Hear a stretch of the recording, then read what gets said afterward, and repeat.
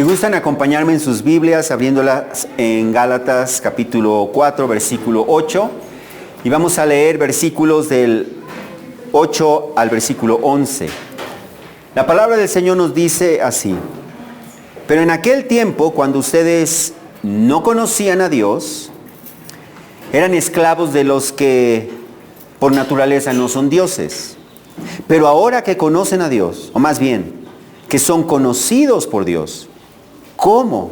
Es que se vuelven otra vez a las cosas débiles, inútiles y elementales a las cuales desean volver a estar esclavizados de nuevo.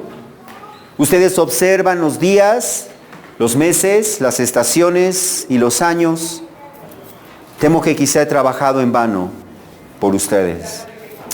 Padre, te damos gracias por tu bendita palabra, Señor. Te damos gracias que tú nos has dejado, Señor, un registro escrito de tu palabra, Señor, y tú la has preservado a través de los siglos, de manera que hoy podemos escucharte hablando a nuestros corazones, Señor, de la misma manera que a través de las generaciones nuestros hermanos en Cristo que nos precedieron, Señor, la han escuchado de la misma manera, Señor.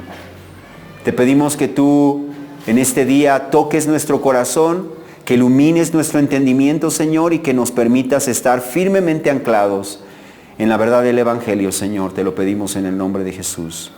Amén. Vamos a tomar nuestro lugar.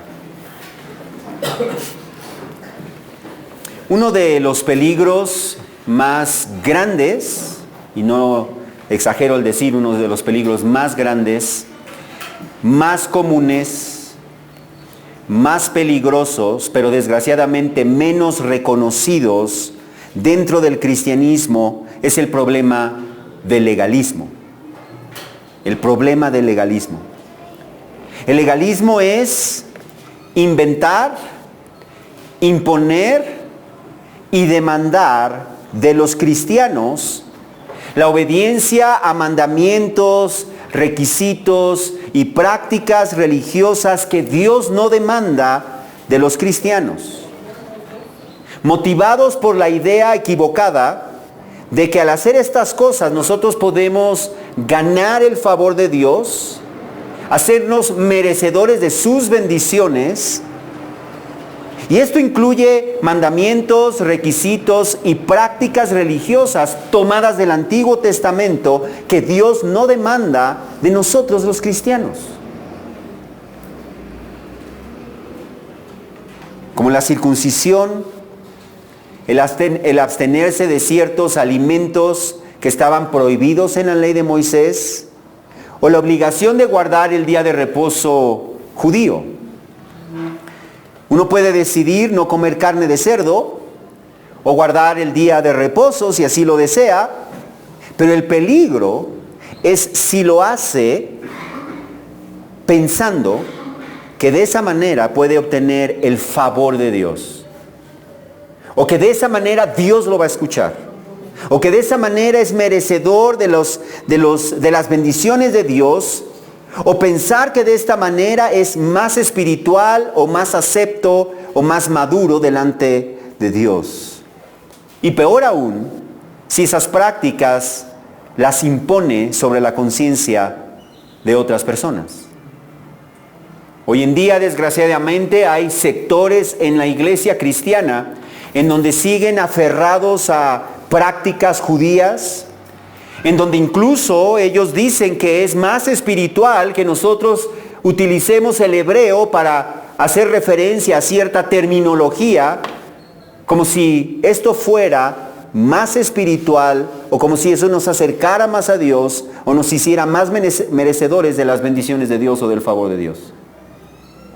Y eso es lo que estaba sucediendo en las iglesias de Galacia. Después de que el apóstol Pablo llega con el Evangelio, les predica el Evangelio, ellos creen el Evangelio, el Señor derramó sobre ellos de una manera visible el Espíritu Santo. De manera que ellos pudieran ver, que ellos pudieran darse cuenta de que ellos eran hijos de Dios, y que por lo tanto eran herederos de las promesas de Dios tal como Dios lo había prometido desde el Antiguo Testamento, que ellos eran hijos de Abraham. De la misma manera que los judíos que habían creído en Cristo eran hijos de Abraham. Ellos no necesitaban añadirle nada más a su fe. No necesitaban añadirle el cumplimiento de mandamientos del Antiguo Testamento, prácticas judías. Ellos no necesitaban añadirle nada porque para ser salvos, para ser justificados, no necesitamos otra cosa más que exclusivamente poner nuestra fe en Jesucristo. Es la fe en Jesucristo y exclusivamente la fe en Jesucristo lo que nos salva. Pero por no estar bien anclados en la verdad del Evangelio que Pablo les había enseñado, ellos estaban siendo engañados. Ellos estaban siendo desviados de la fidelidad al Evangelio. Y por eso Pablo les escribe esta carta para demostrarles a ellos y también a nosotros que somos salvos, somos hijos de Dios, somos herederos de las promesas eternas de Dios exclusivamente por medio de la fe en Jesucristo y no por medio de guardar la ley de Moisés. Ahora bien, desde el capítulo 3, versículo 23 y hasta el capítulo 4, versículo 7, el Espíritu Santo nos ha presentado un contraste en la historia de la redención y un contraste en nuestra vida personal entre el antes y el después. Entre el antes de la venida de la fe, antes de la venida de Cristo, que es el cumplimiento de las promesas de Dios del Antiguo Testamento, y la vida de la iglesia y la vida de los cristianos después de que Cristo ha llegado.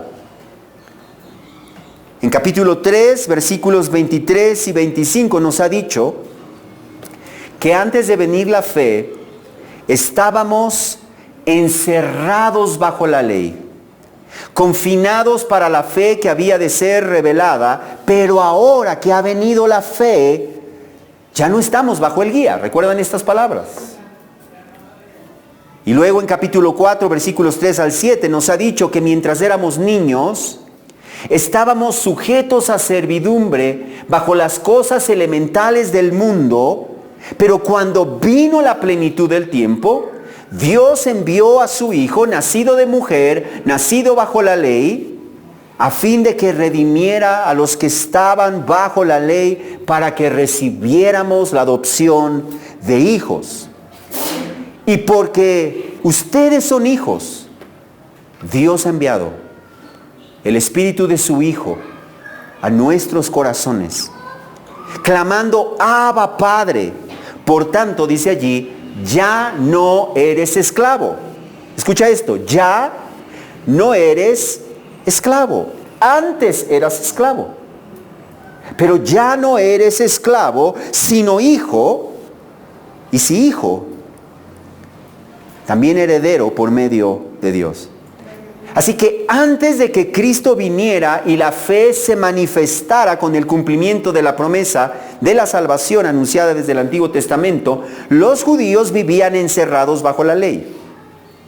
Pero por otro lado, los gentiles que no teníamos la ley, también vivíamos sujetos bajo servidumbre a los principios elementales del mundo, o las reglas fundamentales del mundo, o los principios elementales del mundo. Pero Cristo lo cambió todo. Cristo no solamente dividió la historia en antes de Cristo y después de Cristo.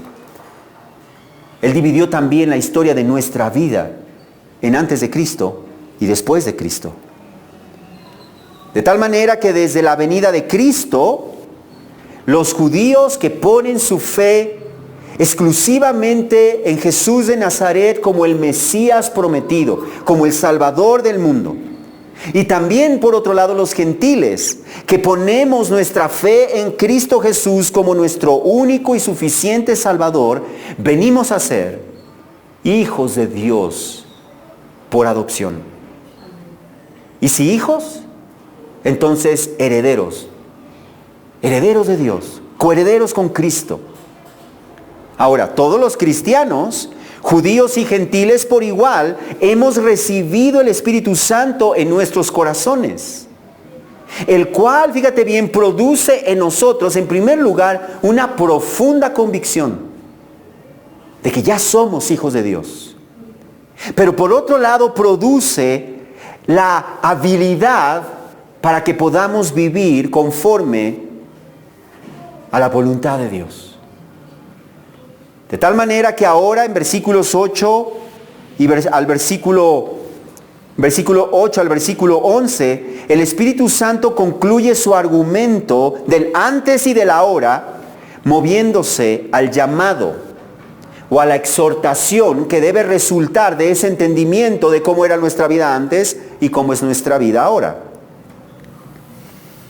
Pablo ahora se enfoca en la condición particular en la que se encontraban los cristianos gálatas, que al dejarse engañar por los judaizantes, pensaban que ellos tenían que cumplir con la ley de Moisés después de haber creído en Cristo. Pero en el pasaje de hoy, que hoy vamos a estudiar, el Espíritu Santo nos enseña el gran peligro que tiene el legalismo. ¿Con qué finalidad? Para que nosotros nos aferremos a la verdad del Evangelio y no nos dejemos engañar por ninguna forma de legalismo. Vamos a estudiar entonces el contenido de este pasaje en tres partes. Primero vamos a ver nuestra antigua esclavitud.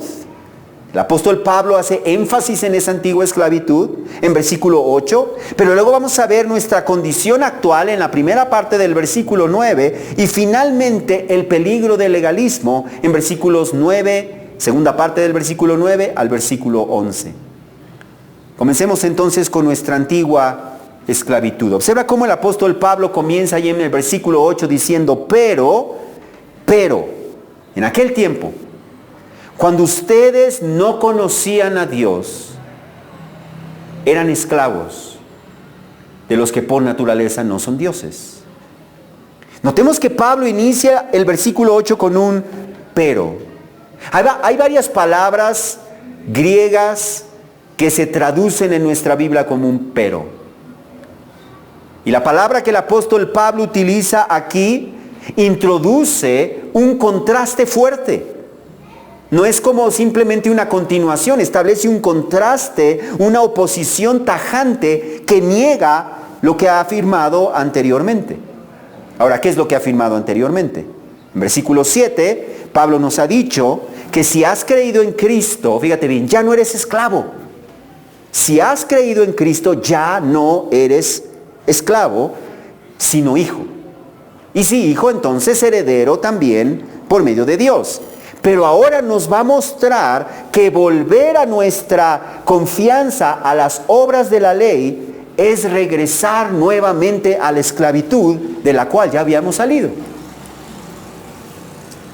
Pablo comienza entonces recordándoles a los cristianos gálatas, los cuales en su mayoría no eran judíos, eran gentiles, que antes de venir a la fe, cuando ellos no conocían a Dios, al Dios vivo y verdadero, eran esclavos de los que por naturaleza no son dioses.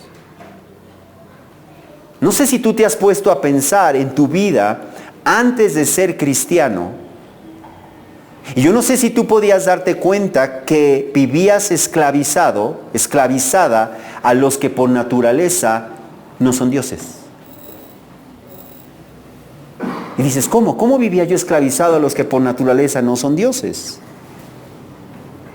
Todos los seres humanos, sin excepción, nacemos, sin importar el tiempo histórico o el lugar de donde procedan, todos los seres humanos, sin excepción, nacemos con un sentido instintivo de la existencia de Dios. Por eso el ser humano en cualquier tiempo es un ser religioso. Tiene esa conciencia instintiva de la existencia de Dios. En lo profundo de sus corazones, todo ser humano de todos los tiempos, de todas las culturas, saben que Dios existe. Fíjate bien, aún hasta los ateos más aguerridos tienen ese sentido instintivo de que Dios existe. Es más, es por eso su lucha tan aguerrida, porque no pueden deshacerse de ese sentido dentro de ellos, que les dice que existe un ser que es soberano, inmenso, moral, inteligente, ante el cual cada uno de nosotros como sus criaturas somos responsables y tendremos que dar cuentas. Esa es la parte que el ser humano no quiere de Dios. Reconocer que tiene que dar cuentas y que es responsable delante de ese ser soberano. Sin embargo, en lugar de buscar a ese Dios invisible, ese Dios eterno, que ellos saben que existe, y es invisible porque no lo pueden ver, y es eterno porque la existencia misma no sería posible si no hay un ser que es autoexistente y que es el origen de todo cuanto existe. Pero en lugar de buscar a ese Dios invisible y eterno, entonces buscan un sustituto que calme su conciencia, pero un sustituto que no demande el renunciar a sus malos deseos. Y por eso el apóstol Pablo nos dice en Romanos capítulo 1, versículos 19 al 23, que lo que se conoce, fíjate bien, lo que se conoce acerca de Dios es evidente. ¿Es qué? Evidente dentro de ellos. ¿Pero por qué es evidente? Dice allí, porque Dios se lo hizo evidente. Porque desde la creación del mundo, sus atributos invisibles, su eterno poder, su divinidad, se han visto, y luego observa eso, con toda claridad, por medio de lo creado, siendo entendidos por medio de lo creado, de manera que ellos no tienen excusa. Ahora, ¿por qué no tienen excusa? Porque aunque conocían a Dios, escucha esas palabras, conocían a Dios, no le honraron como a Dios, ni le dieron gracias, sino que se envanecieron en sus corazones y profesando ser, y su necio corazón, se hicieron vanos en sus razonamientos y su necio corazón fue entenebrecido, profesando ser sabios, se volvieron necios y cambiaron la gloria del Dios incorruptible por una imagen en forma de hombre corruptible, de aves, de cuadrúpedos y de reptiles. Así que entonces la creación, dice el apóstol Pablo, la creación da suficiente evidencia y testimonio de que Dios existe, de que existe un ser que es supremo, que es soberano, que es un ser vivo, que es inteligente, que es invisible, que es moral, que es eterno, que es todopoderoso. Y por eso el versículo 21 afirma que todos los hombres conocían a Dios, pero que no le honraron como a Dios. Al contrario, conscientemente cambiaron la gloria del Dios incorruptible por una imagen de cosas creadas para adorar a la criatura y no tener que adorar al Creador. Eso nos muestra entonces que las antiguas culturas que jamás supieron de la existencia de Cristo no eran inocentes, porque la evidencia que Dios dejó en la creación era suficiente para que los seres humanos buscaran a ese Dios invisible, a ese Dios personal, a ese Dios moral, a ese Dios eterno, pero no hicieron eso. Buscaron un sustituto y por tanto no tienen excusa. No tienen excusa. No son inocentes delante de Dios, son culpables.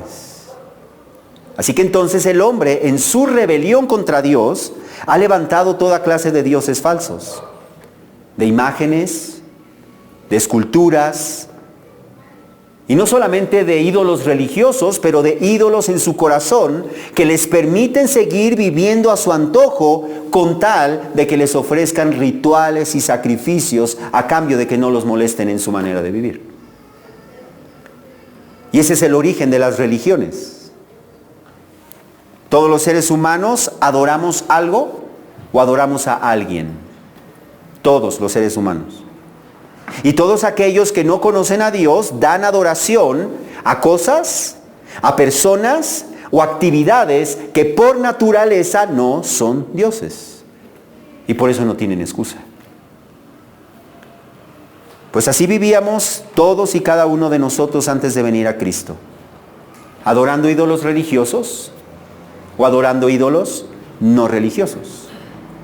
Como el dinero, el materialismo, el trabajo, la posición social, el conocimiento académico, nuestro cuerpo, nuestra familia o cualquier otra cosa. Así que entonces la idolatría, hermanos, no es el resultado de la ignorancia del hombre, es resultado de la rebelión del hombre. No es el resultado de la falta de una evidencia suficiente de Dios en la creación, sino que es el resultado de la rebeldía del corazón humano que no quiere obedecer ni dar cuentas de sus malas acciones a Dios y no se quiere someter a ese Dios. Y por si esto fuera poco, cada uno de nosotros, al igual que el resto de las personas que no han creído en Cristo, vivíamos sirviendo a Satanás. Ahora ya estoy yendo todavía mucho más allá. No sé si tú te habías puesto a pensar que eras un esclavo de Satanás. Servías a Satanás y lo servías voluntariamente.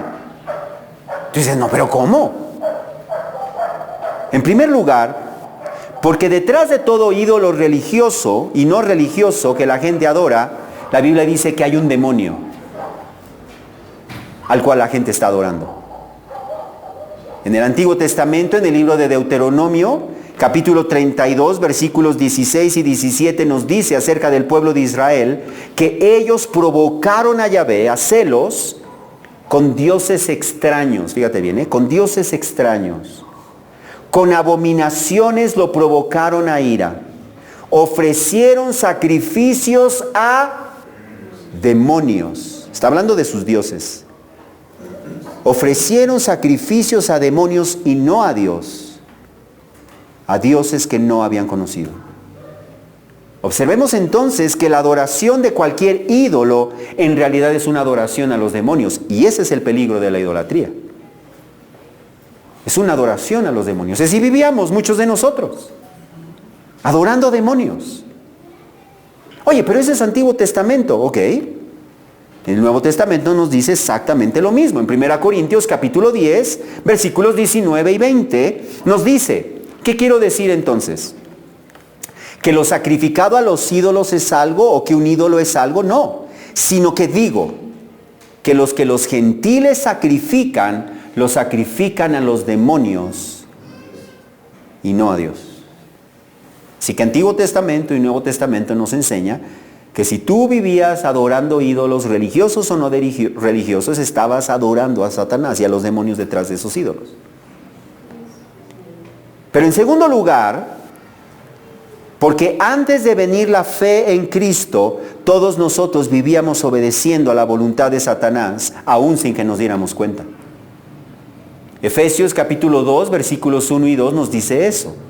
Nos dice, ustedes estaban muertos en sus delitos y pecados, en los cuales anduvieron en otro tiempo, según la corriente de este mundo, conforme al príncipe de la potestad del aire. El espíritu que ahora sigue operando en los hijos de desobediencia. Así vivíamos. Y por eso el apóstol Pablo nos dice en el versículo 8 de nuestro pasaje que cuando ustedes no conocían a Dios, eran siervos o esclavos, es la palabra griega, de los que por naturaleza no son dioses. Así vivíamos antes. Pero gracias a Dios por Jesucristo, ¿no es cierto? Gracias a Dios, no solamente que envió a Jesucristo, pero gracias a Dios que nos trajo siglos después, totalmente lejos del territorio de Israel. Él nos miró desde la eternidad y Él decidió escogernos para salvación. No hay palabras que puedan describir eso. No lo elegiste tú. Él te eligió a ti. Y no por algo bueno que vio en ti o vio en mí. No vio nada más que podredumbre, más que pecado. Pero Él decidió mostrarnos su amor, eligiéndonos para salvación. Así que Cristo vino a cambiar radicalmente nuestra vida. Y eso nos trae nuestro segundo punto, nuestra condición actual. Ahora que conocemos a Dios, dice ahí. Observa el versículo 9. Pero, gracias por ese pero. Generalmente no me gustan los peros, pero ese sí me gusta. Pero, ahora que conocen a Dios. Wow. ¿Cómo conoces a Dios? ¿Lo has visto? ¿Te ha hablado desde el cielo de una voz audible? Pero conoces a Dios, dice. Pero ahora que conocen a Dios, o más bien, que son conocidos por Dios. Ahora que conocemos a Dios, al considerar, recordemos esa palabra pero del inicio del versículo 8, porque eso nos trae a nuestra mente que el versículo 7 debe estar en nuestra mente, para que podamos entender cuál es nuestra condición ahora.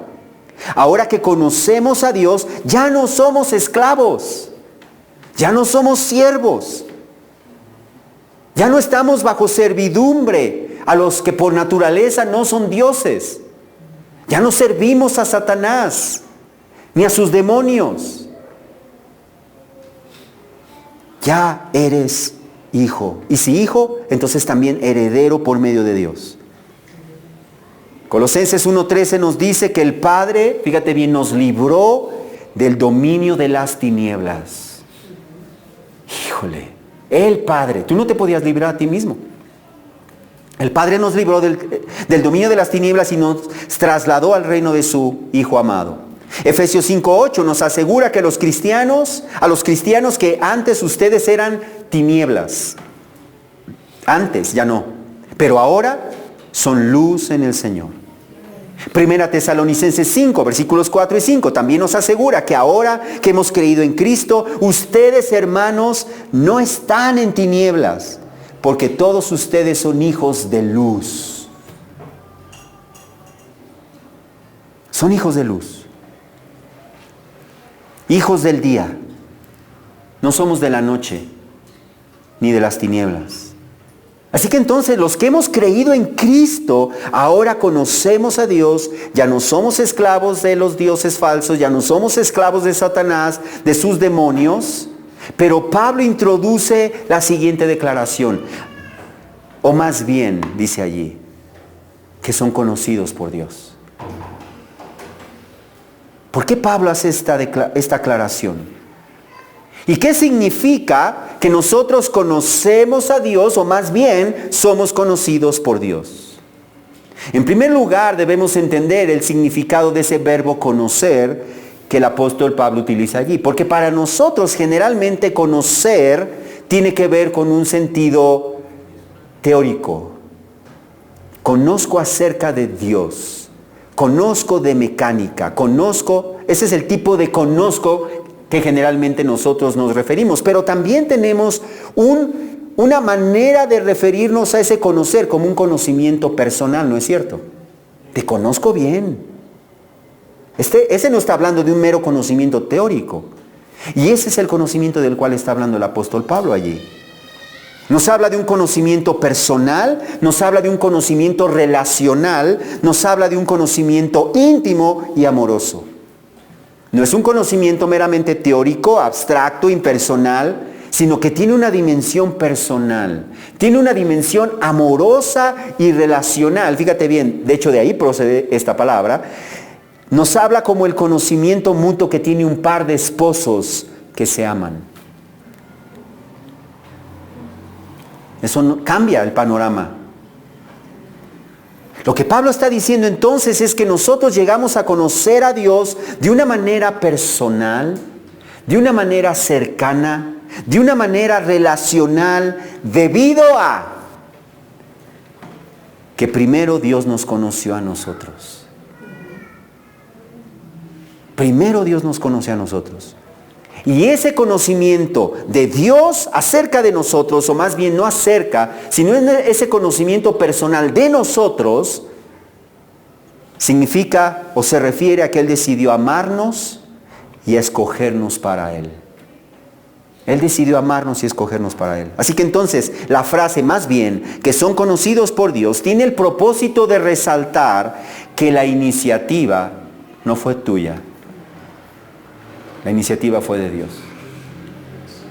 Si hoy tú conoces a Dios, es solamente porque Dios tomó la iniciativa de conocerte primero a ti, de amarte primero a ti, de verte, fíjate bien, en su mente, verte desde antes de la fundación del mundo y verte porque Él te iba a crear y sabía que ibas a estar perdido, perdida. Y Él decidió amarte y escogerte para que tú pudieras conocerle a Él. ¿Te das cuenta? Digo, yo no puedo evitar preguntarme, ¿por qué? ¿Por qué a mí? Pero eso es lo que Dios hizo conmigo y eso es lo que Dios hizo contigo. Y Él, no solamente eso, fíjate bien, sino que Él decidió amarnos y escogernos para que le conociéramos, y fue Él quien se reveló a cada uno de nosotros por medio del Evangelio. Tú no estabas buscando a Dios. Y sin embargo, Dios trajo el Evangelio hasta ti, hasta donde tú estabas. Y escuchaste el Evangelio. Fíjate bien, y fue Él mismo el que abrió tus oídos, el que cambió tu corazón, de manera que al escuchar el Evangelio pudieras decir, ¡pum! ¿Cómo crees que te cayó el 20? Simplemente porque Él, desde antes de la fundación del mundo, dijo, yo lo amo y yo lo voy a salvar. Fue Él mismo quien de manera sobrenatural, a través de la obra sobrenatural del Espíritu Santo, Él nos hace nacer de nuevo. Y es por eso que Jesús mismo dijo en Juan 6:44, nadie. ¿Cuántos? Nadie. Nadie puede venir a mí si no lo trae el Padre que me envió. Nadie. Y luego añade en versículo 65, nadie puede venir a mí si no se lo ha concedido el Padre. ¿Te das cuenta? Así que si hoy estás en Cristo es porque Dios te lo concedió. Y Él mismo, la palabra trajo, no es una palabra amable, es prácticamente Él te arrastró. Fíjate bien, no en contra de tu voluntad, sino que Él abrió los ojos de tu entendimiento oscurecido para que pudieras ver a Cristo y lo pudieras ver glorioso y pudieras ver tu condición y pudieras decir, es que yo necesito a Cristo.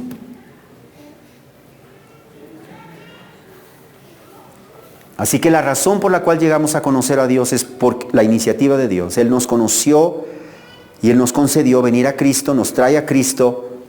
Y la obra del Espíritu Santo es necesaria porque Tito 3:5 nos dice que Él nos salvó por medio del lavamiento, de la regeneración y la renovación por el Espíritu Santo. Así que podemos concluir que conocemos a Dios porque primero fuimos conocidos por Él.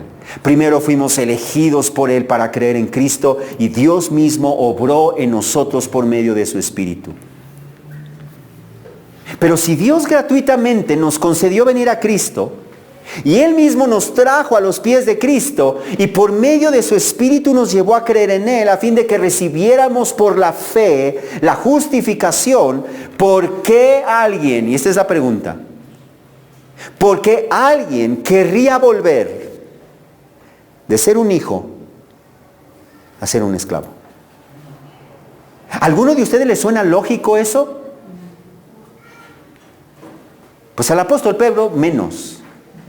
Al apóstol Pablo menos, perdón. Eso nos trae al tercer punto, la necedad del legalismo. La necedad del legalismo, observa. Pablo pregunta en la segunda parte del versículo 9, ¿cómo es que se vuelven otra vez a las cosas débiles, inútiles y elementales a las cuales desean volver a estar esclavizados de nuevo? Notemos la forma de esa pregunta del apóstol Pablo. Él está desconcertado. Él está atónito, consternado, no tiene palabras, no puede entender cómo es posible eso. No les está pidiendo una explicación. A ver, explíqueme cómo lo hicieron. No está pidiendo una explicación. Está diciendo cómo es posible que otra vez vuelvan a las cosas débiles, inútiles, elementales, a las cuales desean volver a estar esclavizados de nuevo. Así que entonces el deseo de los Gálatas por volver a la esclavitud era inexplicable y era irracional. Notemos también allí que Pablo, que vuelve a aparecer esta expresión, cosas elementales. ¿Recuerdas esa expresión? La vimos la semana pasada. Las cosas elementales. Pablo la había usado antes en capítulo 4, versículo 3, a las cuales Pablo define aquí como débiles e inútiles. Las cosas elementales, débiles e inútiles. La palabra débiles tiene el sentido de carentes de poder, impotentes, incapaces de lograr o conseguir algo. Por otro lado, la palabra inútil tiene el significado de pobre, mendigo. De hecho, así se traduce en la gran mayoría de los pasajes en el Nuevo Testamento. Es un pobre, un mendigo, alguien que no tiene nada que dar. Así que entonces las cosas elementales a los que los cristianos gálatas estaban regresando, pensando que esas cosas complementarían su fe, los harían más espirituales, más maduros delante de Dios, no servían absolutamente para nada. Esos principios, esas reglas elementales, carecían de poder, eran incapaces de producir beneficio alguno, eran impotentes para mejorar su vida espiritual. Esas cosas eran pobres, no tenían nada que ofrecer, ningún beneficio, ninguna ventaja, ningún valor para su vida espiritual.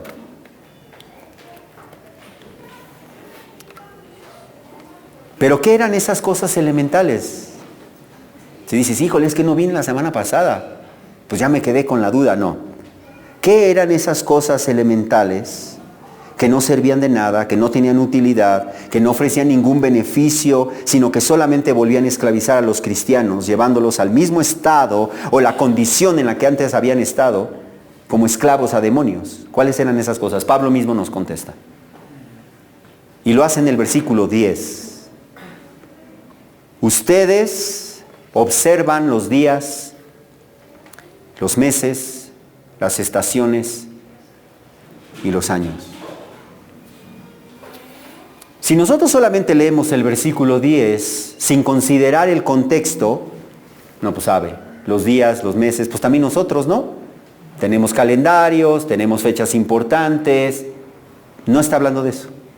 Recuerden, en un pasaje bíblico el contexto es rey. Entonces debemos recordar entonces que los gálatas se estaban desviando de la verdad del evangelio por hacerle caso a los judaizantes que les decían que ellos debían obedecer las leyes del Antiguo Testamento. Ese es el contexto. Los falsos predicadores judaizantes les estaban diciendo que además de creer en Cristo, ellos necesitaban someterse a prácticas judías como la circuncisión, que estaban en la ley de Moisés. O de otra manera, ellos no eran salvos, no eran cristianos completos. Entre esas prácticas estaban el observar ciertos días especiales, como el día de reposo, por ejemplo. De tal manera que ellos estaban empezando a guardar días especiales como el día de reposo. Festividades religiosas mensuales, como la fiesta de la luna nueva, que encontramos en Números capítulo 10, versículo 10, en otros pasajes. Los judíos también observaban fiestas religiosas en diferentes estaciones del año, como la Pascua en la primavera, o la fiesta de las trompetas o de los tabernáculos en el otoño, y también celebraban fiestas en ciertos años como los años sabáticos. Pero al igual que el resto de la ley del Antiguo Testamento, el Señor no demanda que guardemos fiestas judías. Muchos cristianos hoy en día se les ha metido la idea de que los cristianos debemos ir más espiritual si guardamos la fiesta de los tabernáculos y todas esas prácticas judías. Y muchos cristianos hoy en día están volviendo a esas prácticas.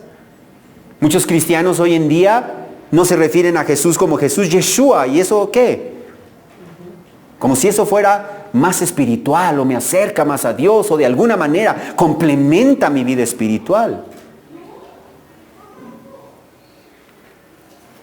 Sin embargo, Colosenses 2, versículos 16 y 17 nos dice, escucha esto, que nadie se constituya en juez de ustedes con respecto a comida o bebida, o en cuanto a día de fiesta, o luna nueva, o día de reposo, cosas que son solo ¿qué?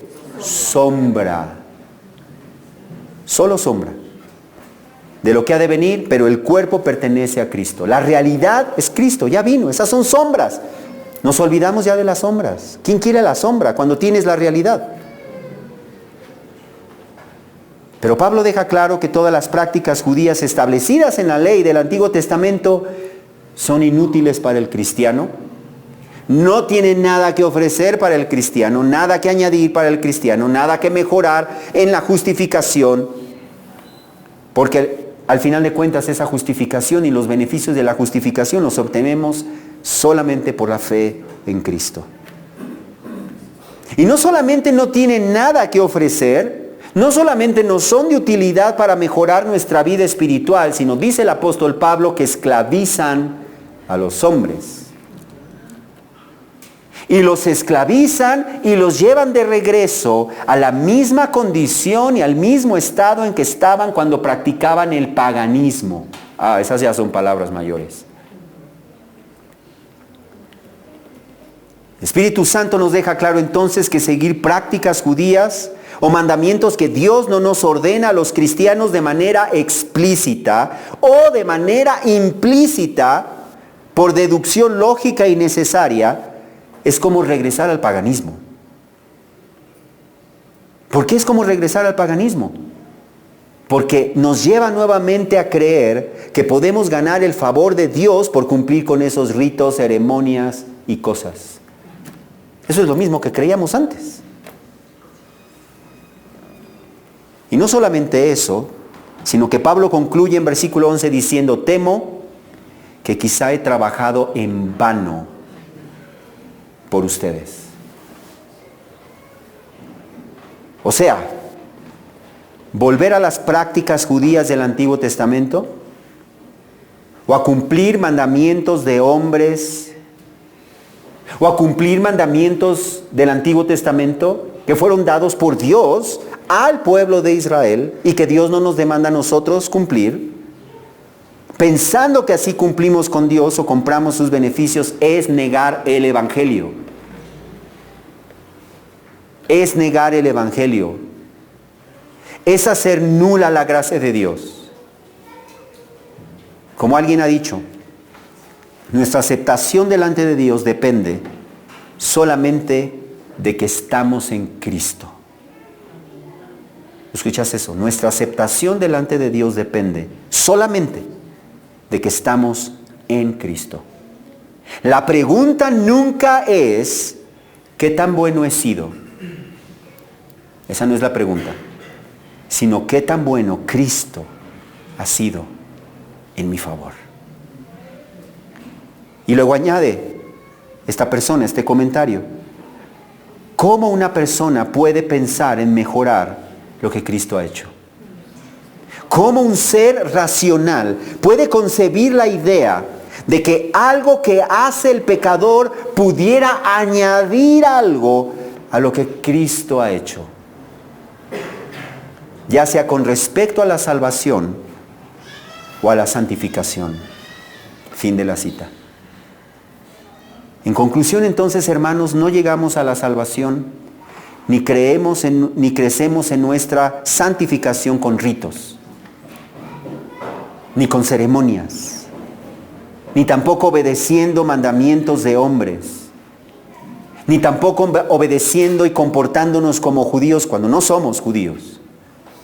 Nosotros ya no estamos bajo la ley del Antiguo Testamento, pero obedecemos a Dios conforme a las enseñanzas del Nuevo Testamento. Y aplicamos el Antiguo Testamento conforme a las enseñanzas del Nuevo Testamento. No interpretamos el Antiguo Testamento con el Nuevo Testamento, pero sí aplicamos el Antiguo Testamento conforme al Nuevo Testamento. Así que entonces, hermanos, el apóstol Pablo dice, si nosotros hemos creído en Cristo, entonces ya no eres siervo, sino hijo. Y si hijo, entonces heredero por medio de Dios. De manera que todo el honor y toda la gloria es exclusivamente de Dios y no de nosotros. Nosotros venimos delante de Él como mendigos que hemos recibido, no migajas, hemos recibido un tesoro incorruptible, inmerecido, que nunca se va a acabar. Y de ser mendigos, nos hemos convertido en herederos. Herederos del reino para siempre. Vivamos entonces como hijos de luz y no volviéndonos a los antiguos rudimentos que no nos ayudan para nada. Vamos a orar. Padre, te damos gracias, Dios. Cuán maravilloso es escuchar estas palabras, Señor. Ahora estamos comprendiendo cada vez más a profundidad qué significa ser hijos tuyos. Decimos tan a la ligera hijos de Dios, pero ahora estamos conociendo cada vez más qué significa eso. El privilegio que tenemos, y te damos honor y gloria a ti. Y nuestro corazón se llena de gozo, nuestro corazón se llena de gratitud, y nuestro corazón se llena de alabanza para ti, el único digno de todo el honor. Gracias por mostrarnos la gloria de tu gracia en Jesucristo.